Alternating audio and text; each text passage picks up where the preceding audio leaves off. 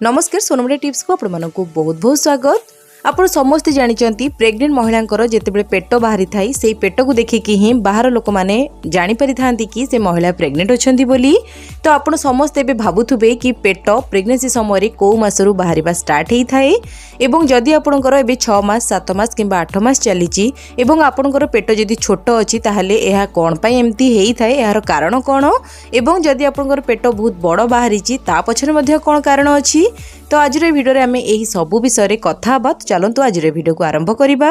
आपण समस्ते हुए तो जानी थे कि प्रेग्नेंसी समय 4 मासरू महिला पेट बाहर आरंभ होता है। बहुत महिला 4 मासरू तांकर पेट हल्का हल्का देखा जाए किंतु एटा समस्त पाखरे हम सेमती बिल्कुल भी नुहे कहीं बहुत महिला एमती भी अच्छा जो मानकर 4 मास लास्ट को कि 5 मास स्टार्टिंग रु पेट बाहरी थाए। तो प्रेग्नेंसी समय महिला जो पेट बाहरी थाए सेटा जड़े महिला बॉडी शेप एवं हाइट उपर डिपेंड करे।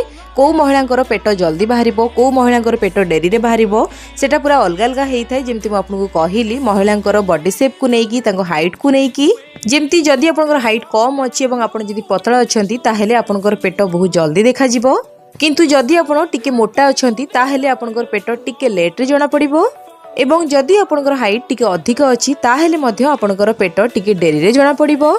किंतु गोटे कथा आप मन रखिए जदि आप रेगुलाली डॉक्टर पाखे चेकअप करुँच आपंकर अल्ट्रासाउंड जदि पूरा ठीक अच्छी आपंकर प्रेग्नेंसी जदि पूरा नॉर्मल अच्छी ताहले आपंकर पेट जदि टिके पूर्वरु देखा जाउची किंबा जदि एजाय देखा जाइनी ताहले मध्य आपंकर डरिबारे किछि भी नाही आपंकर प्रेग्नेंसी पूरा हेल्दी अच्छी। जदि आप देखुंत कि आपंकर प्रेग्नेंसी 6 मास 7 मास 8 मास एबे चलिलानी किंतु आपंकर पेट जदि अधिक जना पड़ुनी किंतु आपंकर सबू जिनस जदि नॉर्मल अच्छी ताहले आपंकर प्रेग्नेंसी पूरा सुस्थ अच्छी। तो प्रेग्नेंसी समय छोट पेट बाहर और बड़ पेट बाहर बहुत किसी जिनस उपर डिपेंड करिथाए। जेमती कि गोटे जिनस होउची आपंकर बेबीर पोजिशन आपंकर बेबी आपंकर गर्भरे कौ पोजिशन ने अच्छी यह सहित आपंकर शिशुर ग्रोथ केमती अच्छी एवं आपंक गर्भरे गोटे छुआ अच्छी कि ट्विन्स अच्छा ता उपर मध्य डिपेंड करे। यह सहित बेबीर चारिपटे जो आमनियोटिक फ्लूइड थाए तार मात्रा मध्य केते अच्छी ता उपर मध्य आपंकर पेट बाहर डिपेंड करिथाए। धीरे धीरे जितेबाला आपंकर प्रेग्नेंसी बढ़ी बढ़ी की जीव आपंकर बेबीर ग्रोथ मध्य बढ़ी बढ़ी की जीव एवं आपंकर पेटर साइज मध्य धीरे धीरे बढ़ी बढ़ी की जीव।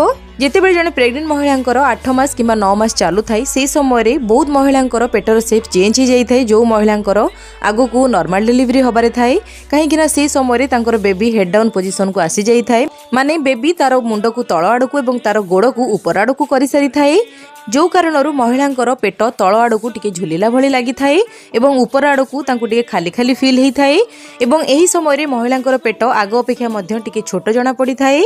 तो लास्ट मासरे ये सब जिनस हवा पूरा नॉर्मल कथा। तो सेथि लगी आपण ए सब जिनस को देखिकी बिल्कुल भी डरिबेनी।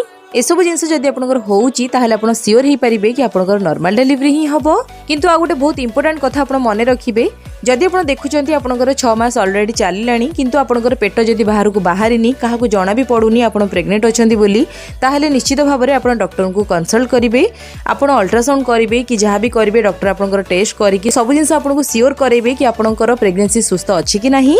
तो जो सब जिनस कहिले वीडियो रे आपण ए सब जिनस को टिके फॉलो करंतु। तो आज वीडियो को मैं एठी रखुची। नमस्कार।